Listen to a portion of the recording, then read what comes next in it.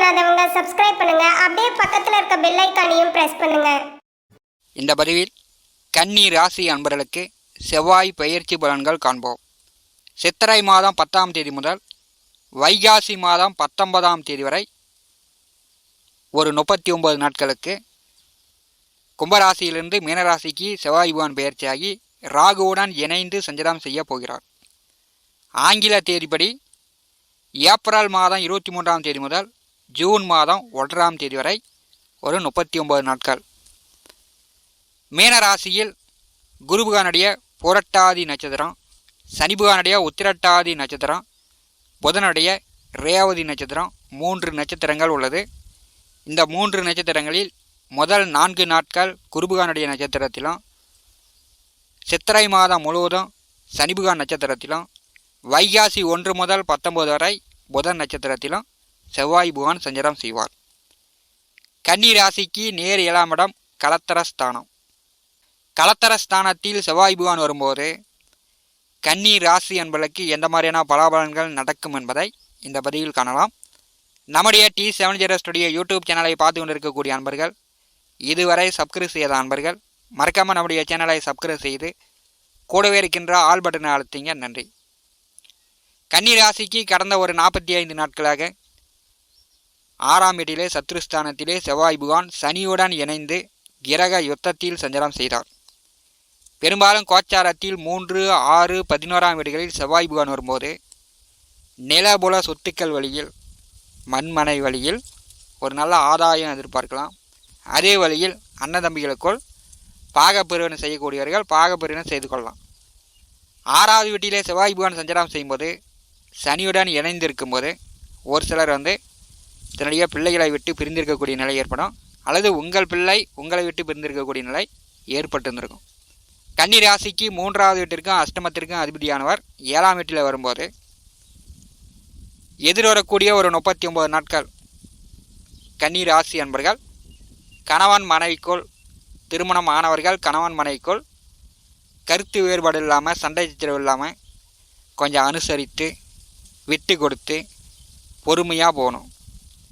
கோவங்கவம் ஏற்படுத்தி சண்டை கிண்டை போட்டிங்கன்னா குரு பெயர்ச்சி ஆகக்கூடிய இந்த காலகட்டம் உங்களை புதுசாக கோர்ட்டு கேஸு வம்பு வழக்குன்னு கொண்டு போய் விடக்கூடிய, நிறுத்தக்கூடிய அமைப்பு ஏற்பட்டு விடும்.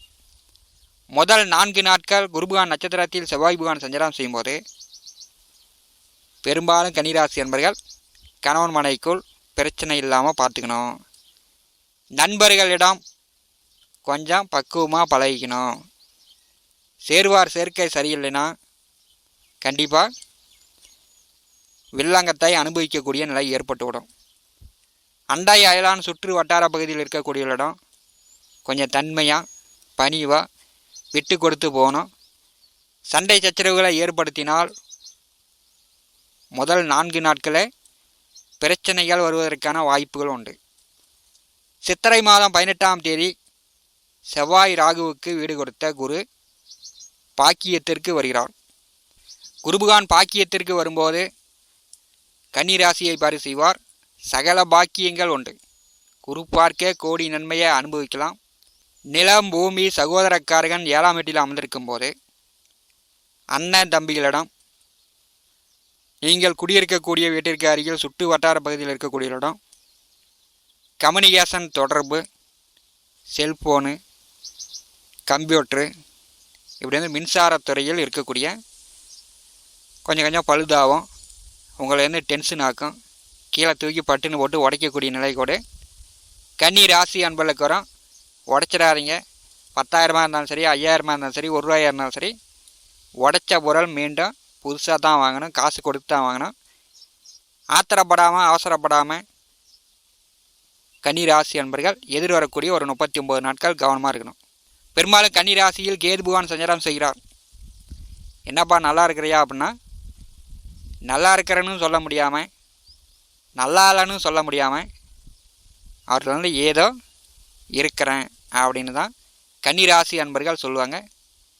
ஏன்னா அந்த அளவுக்கு கேது பகவான் ஜென்ம ராசியில் அமர்ந்து மன அழுத்தத்தை, டென்ஷனை கொடுத்து கொண்டிருக்கிறார். சித்திரை மாதம் 9ஆம் தேதி முதல் செவ்வாய் பகவானுடைய நேர் 7ஆம் பார்வை கன்னிராசியின் மேல் விழுகிறது. கன்னி ராசியில் அமர்ந்திருக்கக்கூடிய கேது இன்னும் கொஞ்சம் உங்களை வேக வேகமாக செயல்படுத்துவார். ஆத்திர அவசரத்தை ஏற்படுத்துவார். கை கால் மூட்டு எலும்பு வலி, ஒரு சிலருக்கு பல் வலி வரலாம். ஒரு சிலருக்கு பல் வலிக்காக ட்ரீட்மெண்ட் எடுக்கலாம். அல்லது ஒரு சிலர் பல்லு விழுந்து பல் கட்டலாம். 7ஆம் வீட்டிலே செவ்வாய் அமர்ந்திருக்கும் போது 2வது வீட்டிலே செவ்வாய் வரும்போது தான் ஒருவருக்கு பல்லு கீழே விழும். வண்டி வாகனங்களில் செல்லும் பொழுது பொறுமையாக போயிட்டு பொறுமையாக வீடு திரும்பணும். ஏன்னா இரத்தக்காரகன் சண்டைக்காரகன் நேர் 7ஆம் பார்வையால் ஜென்மராசி பாரிசும் போது உடல் ஆரோக்கியத்தில் கவனம் எடுத்துக்கொள்ள வேண்டும். தைரிய வீரியஸ்தானாதிபதி உங்கள் ராசியை பாரி செய்யும்போது தைரியம் மேம்படும். இப்போ தான் வீராப்பெல்லாம் காட்ட சொல்லும்.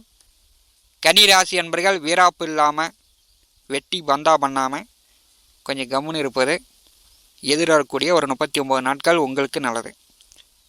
செவ்வாய் புகானுடைய 8ஆம் பார்வை 2வது வீட்டிற்கு விழுகிறது. கோவப்படாதீங்க. யாரையும் எடுத்தெறிந்து வெட்டுக்குன்னு பட்டும் படாமல் கன்னி ராசி என்பர்கள் பேசாதீங்க. யாருக்கும் வாக்கு கொடுக்காதீங்க. நீங்கள் உண்டு உங்களுடைய வேலை ஒன்று என்று இருந்தாலே கன்னி ராசி என்பர்களுக்கு எவ்வளவோ பிரச்சனைகளை குறைத்து விடலாம். 7ஆம் வீட்டிலே செவ்வாய் புகனம் இருந்து தொழிற்ஸ்தானமான 10ஆம் வீட்டை பரிசுகிறார். விவசாயம் செய்து கொண்டிருப்பவர்களுக்கு ஓரளவு மகசூல் கை கொடுக்கும். ஆடு மாடு கால்நடை கோழி உபய வருமானம் எதிர்பார்க்கலாம். 10வது வீட்டை செவ்வாய் புகன் வாரி செய்யும்போது அரசு வேலை அரசியலில் இருக்கக்கூடியவர்களுக்கு உயர் பதவி இடமாற்றம் எதிர்வரக்கூடிய ஒரு 39 நாட்கள் எதிர்பார்க்கலாம். அதற்குண்டான வாய்ப்புகள் உண்டு. புதுசாக வேலை தேடிக்கொண்டிருப்பவர்கள், படித்து முடிச்சுட்டு புதுசாக வேலை தேடிக்கொண்டிருக்கக்கூடிய இளைஞர்கள் உடனே நல்ல வேலை கிடைக்கும். வேலைக்காக தொழிலுக்காக உங்களுடைய வருங்கால முன்னேற்றத்திற்காக நீங்கள் முயற்சி செய்யக்கூடிய விஷயங்கள் கன்னி ராசி என்பதற்கு எதிர்வரக்கூடிய 39 நாட்கள் உடனுக்குடன் வெற்றி தரும். தைரியமாக வேலைக்காகவும் தொழிலுக்காகவும் கன்னி ராசி என்பர்கள் முயற்சி செய்யலாம். குடும்ப நபர்களிடமோ சுற்று வட்டார பகுதியில் இருக்கக்கூடியவர்களிடமோ சண்டைக்கு போட்டிக்கு நின்னா செவ்வாய் புகான் வேறு மாதிரியாக வேறு ரூட்டில் நம்முடைய வாழ்க்கை பயணத்தை திருப்பி விட்டு விடுவார். கன்னி ராசி என்பர்கள் கொஞ்சம் கவனமாக தான் இருக்கணும். ராகுவுடன் செவ்வாய் அஷ்டமாதிபதி கூட்டணி சேரும்போது செவ்வாய் தோஷம். இது கணவன் மனைவிக்குள்ள தான் கருத்து வேறுபாடுகளை பிரிவினை ஏற்படுத்தும். திருமணம் ஆனவர்களுக்கு உங்கள் கணவரோ உங்கள் மனைவியோ கொஞ்சம் கோபமாகவே இருப்பார். கொஞ்சம் டென்ஷனாகவே இருப்பாங்க. ஏதோ இழந்தது போல் ஏதோ போனது போல் அவர்கள் கம்முன்னு யாரிடமும் பேசாமல் மோஞ்ச திருப்பி வச்சுக்கிட்டு இருக்கக்கூடிய நிலை கொண்டிருக்கும். இந்த காலகட்டத்தில் கன்னிராசி என்பர்கள் யாரிடமும் பிடிவாதம் பிடிக்காதீங்க. யார் மேலேயும் கோவப்படாதீங்க. ஜென்ம ராசியில் அமர்ந்திருக்கக்கூடிய கேது உங்களுடைய மனநிலையை ஒரு குழப்பி விடுவார். குழப்பம் இல்லாமல் பார்த்து கொள்வது கன்னிராசி என்பதற்கு நல்லது. சித்திரை மாதம் 18ஆம் தேதி பாக்கியத்திற்கு குருபகவான் ஜென்ம ராசியை பாரி செய்கிறார். கன்னி ராசி என்பர்கள் தந்தையிடம் கருத்து வேறுபாடு இல்லாமல் பார்த்துங்க.